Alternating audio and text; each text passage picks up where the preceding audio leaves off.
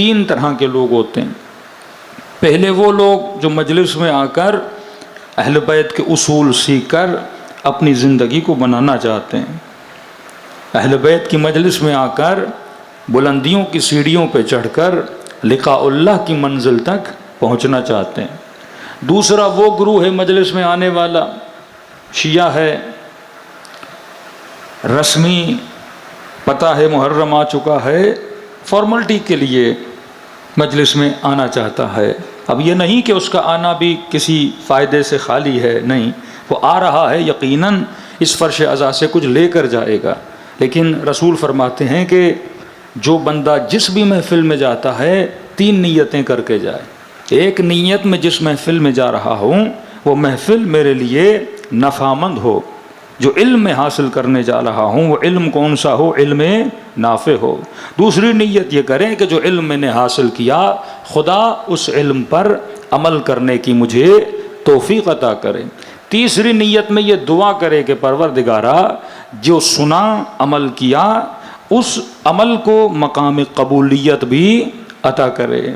اب کئی ایسے لوگ ہیں شیعہ ہیں، مولا کے ماننے والے ہیں. اب ظاہر ہوتا یہ ہے کہ بندہ اگر شیعہ ہو تو اس کا ہمسایہ بھی تو اس سے پوچھتا ہے نا کہ بھائی محرم آ گیا، کہیں مجلس سننے گئے کہ نہیں گئے. تو بندے نے بتانا ہوتا ہے ہاں بھائی میں بھی مجلس گیا تھا. اگر گھر بیٹھ جائے تو ہمسایہ بھی برا مانتے ہیں، اگر گھر بیٹھ جائے تو اپنے لوگ بھی کیا کرتے ہیں، برا مانتے ہیں. لہٰذا اس نے بھی آنا ہے اور مجلس اس نے کیا کرنی ہے، سننی ہے. تیسرا طبقہ وہ ہے، وہ بھی شیعہ ہے، کیٹیگری وائز. ایک عمل کی خاطر اہل بیت کے زندگی کے اصولوں کو سیکھنے کے لیے آتا ہے. دوسرا وہ جو رسمی طور پر آتا ہے. اب مجلسیں بھی 2-3 طرح کی ہیں. ایک مجلس وہ ہے جس میں اہل بیت کی ذات کا پہلا پہلو بیان ہوتا ہے، مطلب ان کے معجزات، ان کا علم لدنی، اہل بیت کے پاس مقام کون سا تھا، یہ بیان ہوتا ہے. اب ایک تیسرا پہلو وہ ہے، کچھ ہمارے ایسے بھی شیعہ ہیں جو فاسقین میں شمار ہوتے ہیں. یہ فرقہ ہر مسلمانوں کے طبقوں میں ہے. جیسے سیاست میں بعض لوگ ہیں، کئی ایکٹر ہیں، کئی سنگر ہیں. اب ہم اصطلاح عوام میں اسے شیعہ بولتے ہیں، حقیقت میں وہ شیعہ نہیں ہے لیکن عواماً بولتے ہیں ہم مولائی ہیں، مولا کے ماننے والے ہیں. اب ان کا مذہب کب ظاہر ہوتا ہے، جب یہ مر جاتے ہیں تو جنازہ کوئی شیعہ مولوی پڑھانے آتا ہے. پیدا ہوتے ہیں تو اذان کوئی شیعہ مولوی آ کے دیتا ہے. یا کبھی سفر پہ جاتے ہیں تو بازو پہ امام ضامن کو باندھ لیتے ہیں. یا محرم آتا ہے تو کالے کپڑے پہن لیتے ہیں. تو ان کا جو مذہب ہوتا ہے وہ موسمی ہوتا ہے، جن کو آپ سیکولر بولتے ہو یا لبرل بولتے ہو. اب یہ طبقہ اہل سنت میں بھی ہے، یہ طبقہ ہمارے اندر بھی ہے، کیونکہ یہ ٹریڈیشنل شیعہ ہیں. باپ شیعہ تھا، دادا شیعہ تھا، بیٹا بھی شیعہ ہے، لیکن تھوڑا سرپھرا بندہ ہو گیا ہے، دین سے دور ہو چکا ہے، لیکن ہے تو شیعہ. محرم میں اس نے مجلس تو سننی ہے، اہل بیت کی مجلس میں تو اس نے آنا ہے. اب یہ کس مجلس میں جائے گا؟ مثال کے طور پہ وہ بندہ خدا نخواستہ شراب بھی ہے، نشہ بھی کرتا ہے، خدا نخواستہ نماز بھی نہیں پڑھتا، بس یہ ہے کہ فارملٹی کے طور پر اس نے مجلس امام حسین میں آنا ہے. اب آپ نے اس بندے کو آ کے بٹھا دیا اسٹیج پر اور ہم نے پوری مجلس پڑھ دی شراب پر، تو دائیں بائیں سب اسی کو دیکھیں گے، مولانا تو اسی کے لیے پڑھ رہے ہیں.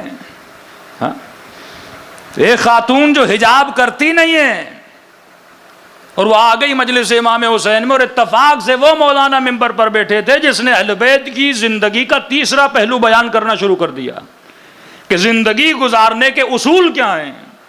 اور اس نے بتا دیا کہ حجاب کی اہمیت کیا ہے، بے عفتی کیا ہوتی ہے، بے حیائی کیا ہوتی ہے. اور وہ حدیثیں پڑھنا شروع کر دی کہ ایک بال بھی نظر آ جائے جہنم میں کون سا عذاب ہے. حدیث معراج سنانا شروع کر دی کہ نبی نے کیا دیکھا، کون سے عذاب دیکھے.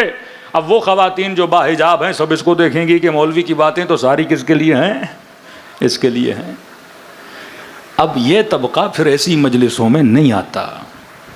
اسے کون سی مجلسیں چاہیے؟ جس میں اہل بیت کی زندگی کا پہلا پہلو، جس میں مولا کی شجاعت کا ذکر ہو، جس میں علم امیر المومنین کا ذکر ہو، جس میں معجزات امیر المومنین کا ذکر ہو. اب کیونکہ ان چیزوں سے اس کا لینا دینا تو ہے نہیں، کیونکہ علی کے مولا ہونے میں ہم سب کیا ہیں، مشترک ہیں. بے عمل کا بھی علی مولا ہے، با عمل کا بھی علی مولا ہے، جو تھوڑا بہت مانتا ہے اس کا بھی علی مولا ہے. تو اس میں تو سارے کے سارے مشترک ہو گئے نا. اب جب مولا کی تعریف ہوگی تو بندہ خوش ہوگا، لیکن جب مولا کے فرمان کی بات ہوگی تو بندے کے وجود میں پھر کھلبلی مچ جائے گی. ہاں تو کہتے ہیں مولوی صاحب علی کا ذکر کرو پر علی کی باتوں کا ذکر نہ کرو. تاریخ اسلام میں کسی کو امیر المومنین سے مسئلہ نہیں تھا. مسئلہ کس بات پہ تھا کہ یا علی خلیفہ بنیے، خلیفہ بنیے، کہ نہیں بننا چاہتا. شاید تمہارے ذہنوں میں فطور ہو کہ علی خلافت کا عاشق ہے. فرمایا ابن عباس یہ جو جوتی دیکھ رہے ہو اس کی قیمت تمہاری حکومت سے بھی زیادہ ہے، کبھی کا مچھر کے پر سے زیادہ ہے، کبھی کا جو حیوان کے ناک سے پانی نکلتا ہے اس کی ارزش زیادہ ہے تمہاری حکومتوں سے.